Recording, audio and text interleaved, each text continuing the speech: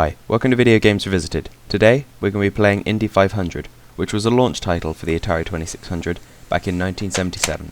Indy 500 is a racing game based upon a 8-player arcade game called Indy 800. As an early Atari 2600 game, it comes bundled with the same fairly basic graphics as other iconic 2600 games, and the sound is also fairly standard. The game is a top-down racer and utilises the Atari 2600 driving controllers, which are not to be confused with the paddle controllers, as there are a few little differences in the way they operate. This aside, one of the two main selling points of the game is that it's two-player and genuinely fun to play, even now if you sit down with a buddy. Once you get used to the controls, you can take corners with ease, and it's amazing the amount of laughter that's generated when you come into contact with each other and both just grind to a halt and struggle off in the same direction again, or when one of you makes contact with what I first perceived to be a barrier but is actually just different terrain, as any wall can actually be driven through, but it just slows you down substantially, which means of course at certain points you will get overconfident, try and take a corner, and just end up crawling over one of the barriers while your opponent speeds off into the distance laughing at you.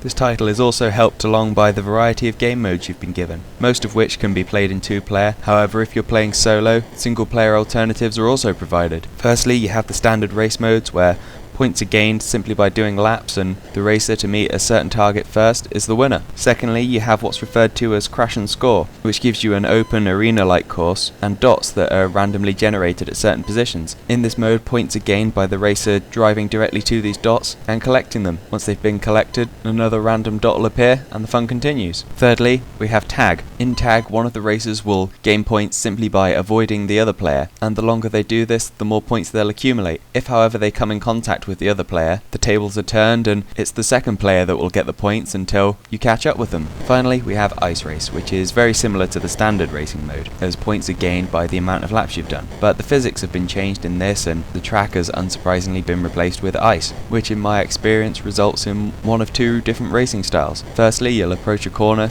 slide around it skillfully and come out the other side with a big grin on your face, or you'll slide off, crash into the barrier and get laughed at by your opponent. As I mentioned previously, most of these game modes can be played single player. However, this isn't the best way to experience Indy 500, and I can't stress strongly enough how much more playing it in two-player adds to the game. When playing Atari 2600 titles, I generally find that games that have lots of different game modes in there will normally have a few rotten eggs in the mix that either aren't fun to play or have just been poorly executed. But I'm happy to say that Indy 500 bucks this trend, and pretty much everything you're given has a place on the cartridge and is fun to play in some capacity. But that's about all there is to see here. I hope you enjoyed the review, and I'll see you next time.